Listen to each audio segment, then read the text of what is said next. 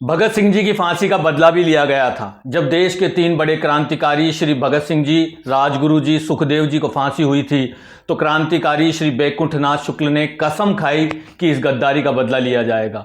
बैकुंठनाथ शुक्ल ने न सिर्फ अंग्रेजों से लड़ाई लड़ी, बल्कि इन तीनों महान क्रांतिकारियों के खिलाफ गवाही देकर देश के साथ गद्दारी करने वाले धोखेबाज फणींद्रनाथ घोष, नाम याद रखना दोस्तों, ये वही फणींद्रनाथ घोष है जो सरकारी गवाह बना था उस वक्त।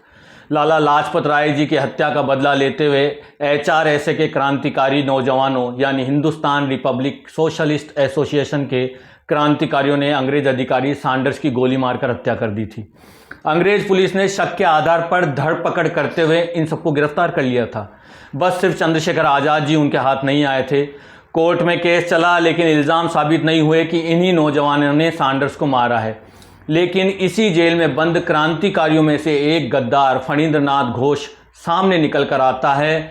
इसने मजिस्ट्रेट के सामने सबके नाम बताए और सैंडर्स की हत्या की जो भी प्लानिंग की गई थी, कैसे हत्या की गई, सब कुछ उसने उगल दिया।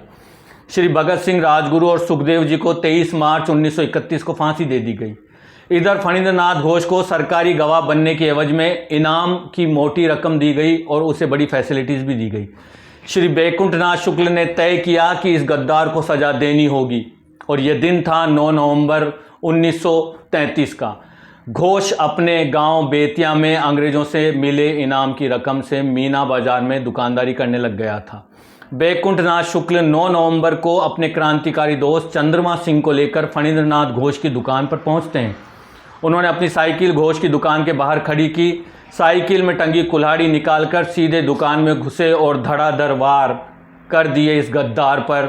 और ये था एक देशभक्त का न्याय। कुछ दिन बाद अंग्रेजों ने इसी वीर क्रांतिकारी को भी गिरफ्तार कर लिया और 14 मई 1934 को श्री बैकुंठनाथ शुक्ल को फांसी दे दी गई।